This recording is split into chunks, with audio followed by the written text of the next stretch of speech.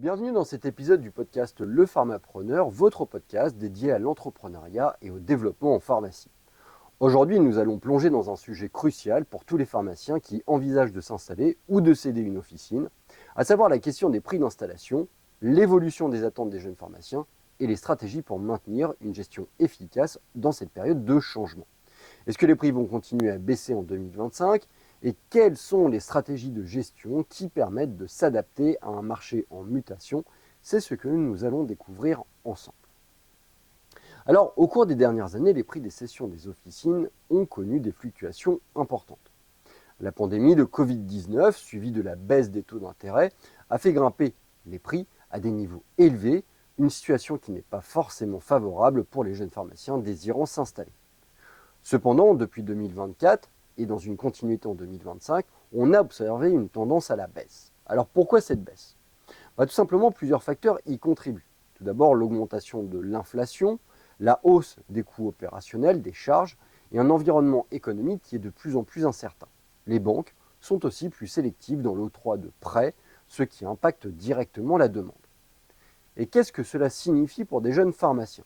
Pour ceux qui souhaitent acheter une pharmacie, cette baisse peut représenter une opportunité d'entrer dans le monde, dans le marché, avec des prix plus abordables. Cependant, il est essentiel de bien évaluer la rentabilité potentielle de l'officine, notamment en fonction de sa localisation, de son chiffre d'affaires et de ses coûts fixes. Cela nous amène à réfléchir à la façon dont un pharmacien peut maintenir une bonne gestion de son officine face à ces évolutions du marché. Alors tout d'abord, la gestion des coûts fixes est variable. Dans un contexte où les marges peuvent se réduire, il est essentiel de bien comprendre et de maîtriser ses coûts. Cela inclut la gestion des stocks, des frais de personnel et l'optimisation des frais d'exploitation. On va faire un petit focus sur le click and collect et sur la digitalisation.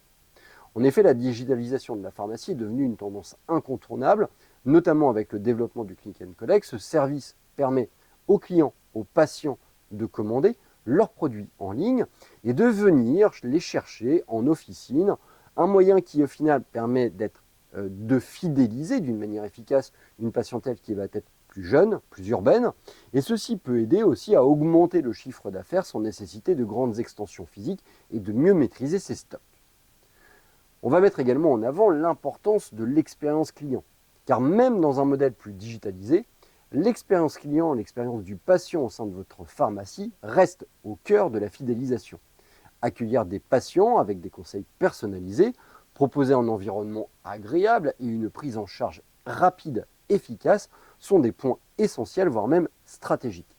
La gestion des ressources humaines devient donc un levier stratégique pour garantir la satisfaction des patients tout en optimisant les coûts.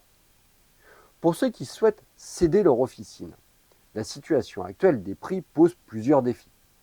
La baisse des prix peut rendre la cession moins avantageuse et le processus de vente peut être plus long et exigeant.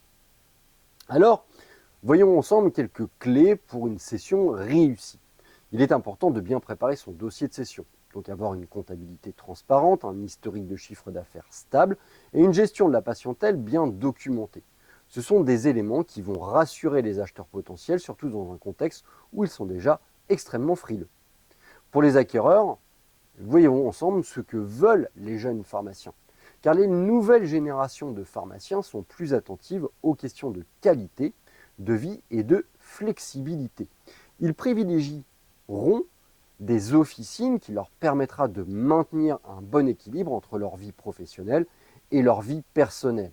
Ils cherchent aussi à intégrer des valeurs comme l'écologie et la digitalisation dans leurs pratiques quotidiennes. Alors la question se pose à savoir, est-ce que les prix vont continuer à baisser en 2026 ? Les experts semblent divisés, mais une chose est certaine, les pharmaciens devront s'adapter aux nouvelles réalités économiques, que ce soit en tant qu'acheteurs ou en tant que cédants. On va peut-être sûrement vers un modèle de pharmacie de type hybride. Ainsi, on assiste à l'émergence de nouveaux modèles, alliant le physique et le digital. Les pharmacies qui réussissent vont être celles qui vont savoir s'adapter rapidement en diversifiant leurs services tout en restant proches de leur patientèle. Il va falloir entrevoir des stratégies au long terme pour une gestion pérenne, à mettre en place de l'innovation, de l'engagement envers ses patients et une gestion optimisée des coûts qui vont être des piliers pour assurer la pérennité de nos officines dans un environnement qui va être changeant. Que ce soit en termes de session ou de gestion quotidienne, l'agilité sera donc le mot d'ordre pour cette année 2026. Je vous remercie d'avoir suivi cet épisode de votre podcast Le Pharmapreneur. J'espère que ces informations vous aideront à mieux comprendre le marché actuel des pharmacies et à prendre des décisions éclairées pour votre propre parcours professionnel. Je vous propose de rester à l'écoute pour plus de conseils et d'analyses sur l'entrepreneuriat en pharmacie. Je vous dis à très bientôt.